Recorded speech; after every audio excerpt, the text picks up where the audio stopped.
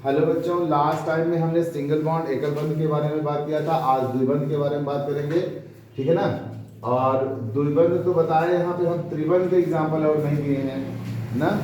त्रिबंध के भी एग्जाम्पल दे दें तो त्रिबंध में आपका आता है जैसे यंटू वगैरह भी आते हैं इसके, ठीक। ये वाले में हम एग्जाम्पल दे रहे हैं। यहाँ यंटू आता है ना, ठीक। CS ट्रिपल बॉन्ड CH आता है, ये सब आते हैं। तो नाइट्रोजन का विन्यास तो आपको पता ही है, 1s2 2p3। यस में 2 और P में 3 इलेक्ट्रॉन होंगे ना, 1 2 3 तीन इलेक्ट्रॉनों का साझा करते हैं तो क्या बन जाता है, ट्रिपल बॉन्ड बन जाता है। बनता है कि नहीं बनता है, बात नहीं करेंगे। तो ये ट्रिपल बॉन्ड, ऐसे एक एग्जाम्पल होमवर्क में ये करिएगा, जरा ध्यान से देखिए। तो जब दो परमाणुओं के बीच 2 इलेक्ट्रॉनों का साझा होता है तो 2 इलेक्ट्रॉनों का साझा होता है तो द्विबंध बनता है। और उसके एग्जांपल्स मैंने दे दिए हैं, ये द्विबंध के एग्जांपल हैं, ठीक। ये द्विबंध के एग्जांपल हैं।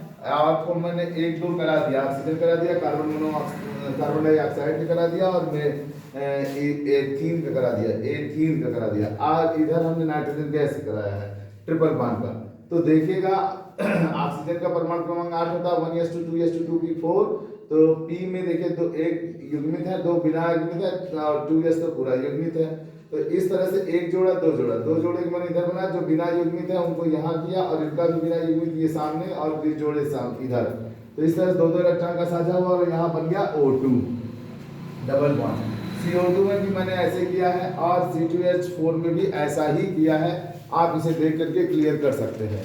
अब आता है नाइट्रोजन का ट्रिपल बॉन्ड का। तो नाइट्रोजन का आपको मैंने अभी विन्यास किया, इसके P में 3 जाते हैं, ये जोड़े में है, जोड़े वाले इलेक्ट्रॉन को दोनों नाइट्रोजन के अलग अलग किया, और 3 इलेक्ट्रॉनों का साझा कर लिया। तो 6 2 8 6 2 8 हो गए।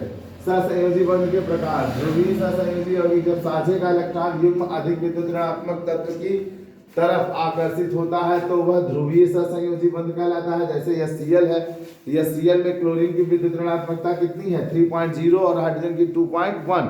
तो साझे का इलेक्ट्रॉन किधर शिफ्ट हो जाता है, थोड़ा सा क्लोरीन की तरफ हो जाता है। तो वहां पे क्या बन जाता है, ध्रुवीय प्लस माइनस, जिसको हम लोग डेल्टा प्लस और डेल्टा माइनस से प्रदर्शित करते हैं। डेल्टा बताता है आंशिक धनावेश है, पूर्ण धनावेश नहीं बताता। अध्रुवीय क्या है, जब 2 समान विद्युत ऋणात्मकता वाले तत्व तो आपस में साझा करें। तो समान विद्युत ऋणात्मकता जैसे H2 Cl2 O2 N2 का तो मैंने बॉन्ड में बताया, ये बन गया आपका O2 का। देखिए O2 का भी आपने पढ़ा है। तो O2 में देखिए दोनों की विद्युत ऋणात्मकता समान होंगी, 2 परमाणु हैं तो 2.5 2.5।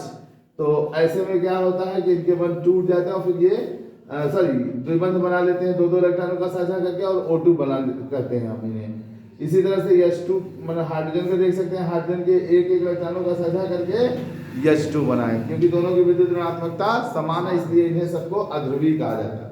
और जिनमें विद्युत ऋणात्मकता समान नहीं होती उन्हें हम लोग क्या कहते हैं, ध्रुवीय कहते हैं। थोड़ा सा आंशिक सा प्लस माइनस, ये ना कहिएगा पूर्ण प्लस माइनस। अगर पूर्ण प्लस माइनस होगा तो वैद्युत संयोजी बंध बन जाएगा, याद रखिएगा, ठीक है ना। अब अगले वीडियो में हम आप लोगों को सहसंयोजी बंध के लक्षण बताएंगे और उप सहसंयोजी बंध के बारे में बात करेंगे।